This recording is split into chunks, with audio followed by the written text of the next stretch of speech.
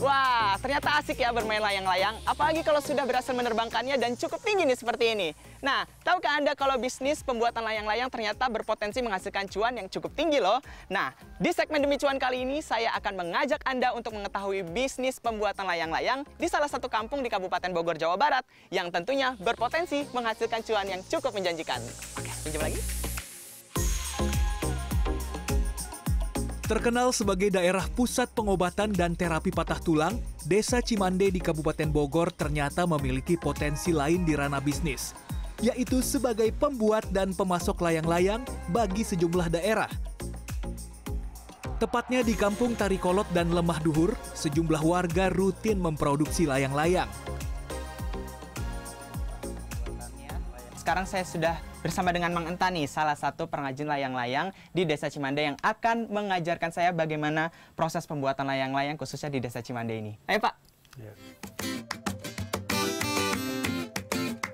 Proses pembuatan layang-layang dimulai dengan memilah bambu dengan kualitas kokoh berukuran 54 dan 46 cm. Bambu yang akan digunakan sebagai kerangka ini kemudian dijemur hingga kering.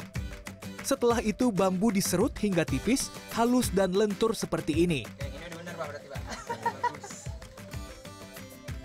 Bambu yang sudah diserut kemudian dibuat menjadi kerangka layang-layang. Ikatan benang tipis ini dibentuk menjadi pola. Berikutnya kerangka ditempelkan dengan kertas layang-layang. Layang-layang kemudian siap dibentuk menjadi beragam variasi dengan cat.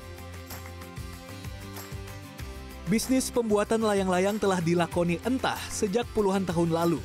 Suka duka hingga pasang surut bisnis ini telah ia lalui. Kalau lama sih ada 20 tahun mah, kurang lebih lah 20 tahun gitu. Banyak sih suka dukanya mah. Kalau lagi musim hujan gitu kan, layang nggak laku gitu kan. Kalau pengrajin duit masih jalan terus gitu. Nah di situ suka dukanya.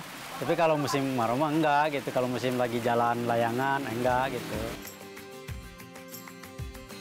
Mang Entah mengaku bisa memperoleh Rp600.000 dari satu bal layangan kualitas biasa. Jika musim layang-layang tiba, perolehannya bisa lebih banyak. Mang Entah menjual selembar layang-layang antara Rp600 hingga Rp1.500 tergantung jenis dan kualitasnya. Biasanya ia menerima pesanan minimal 1 bal atau sekitar 1.000 lembar layang-layang. Karena permintaan dari para agen atau pengecer cukup tinggi, Mang Entah pun mengajak pemuda di sekitar kampung untuk menjadi mitra pembuatan layang-layang.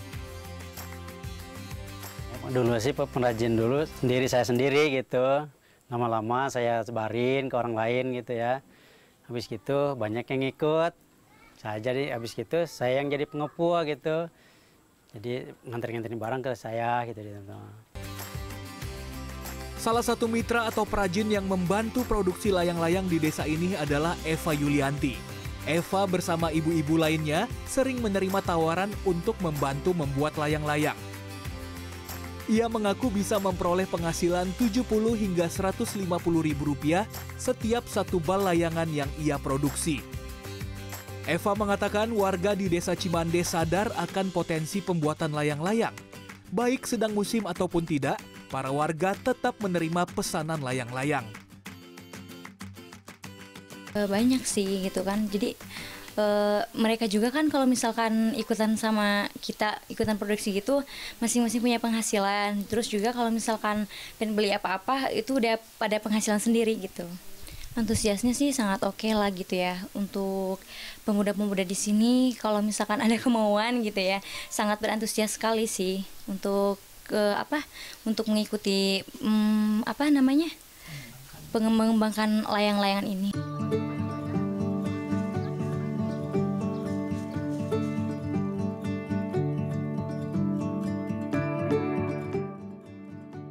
Peluang bisnis ini juga ditangkap oleh Tony Waluyo, seorang wirausaha yang bergelut di penjualan layang-layang di wilayah Desa Cimande. Menggeluti bisnis layang-layang sejak 1975, Tony memilih tinggal dan membuka toko layang-layang di wilayah Cimande sejak 2018. Menurut Tony, ada dua tipe pedagang dalam bisnis layang-layang, yaitu pedagang yang membeli saat tidak musim untuk stok dan yang baru membeli ketika musim layang-layang tiba. Kalau dari sini emang tempat pembuat layangan. Di sini perkampungan layangan, makanya saya tinggal di sini gitu. Jadi saya banyak kenal dari dulu gitu. Jadi itu aja. Saya banyak kenal, terus kemana-mana jadi nggak canggung gitu. Iya, harus diatur. Kalau bisnis kalau nggak diatur ya ini. Kalau kita nggak ngerti ya susah. Kita harus benar-benar ngerti dulu. Layangan gimana, di musimnya waktunya gimana gitu. Jadi kita harus punya strategi juga. Sebagai penjual layang-layang partai besar, Tony memiliki beragam layang-layang yang dijual mulai dari Rp400 hingga Rp2.000.000 per lembar. Tak jarang Tony mendapat pesanan belasan hingga puluhan bal layang-layang. Tony sudah melayani pembeli dari berbagai daerah seperti Sukabumi, Cianjur, Depok, Surabaya, Padang, dan Gorontalo. Ia bahkan menerima pesanan dari luar negeri seperti Brasil, Belanda, India, dan Brunei Darussalam. Bagi pelanggan, membeli layang-layang di Desa Cimande ternyata memiliki keuntungan bagi penjual eceran ataupun agen di luar Desa Cimande. Pelanggan biasa datang langsung ke Cimande untuk memilih layang-layang yang akan dijual kembali, seperti yang dilakukan oleh pelanggan asal Bandung ini. Saya kenapa sih dari Bandung ke sini ya, karena di sini harganya sangat terjangkau dan juga layangan cukup khas ya, layangan size 5/4 gitu. Serta bahan di sini cukup bagus, jadi saya sangat tertarik sekali. Serta bal-balannya dia selalu pas gitu, 1000. Kadang ada yang kurang, nah di sini selalu tepat gitu. Jadi saya belanja selalu ke sini gitu. Karena Desa Cimande banyak pengrajin layangan dan di sini sangat terjangkau. Jadi saya bisa menghasilkan keuntungan lebih gitu. Jadi dengan harga yang cukup terjangkau, layangannya bagus dan customer pun jadi happy.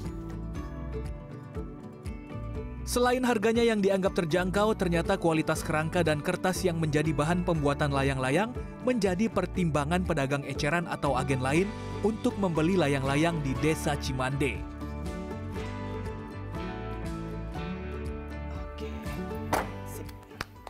Nah, itu tadi baru saja 4 bal layangan atau sekitar 4.000 lembar layangan yang akan didistribusikan ke Bandung, Jawa Barat. Gimana? Tertarik untuk berbisnis pembuatan layang-layang? Iqbal Kiarso, Indra Raharja, Kabupaten Bogor, Jawa Barat.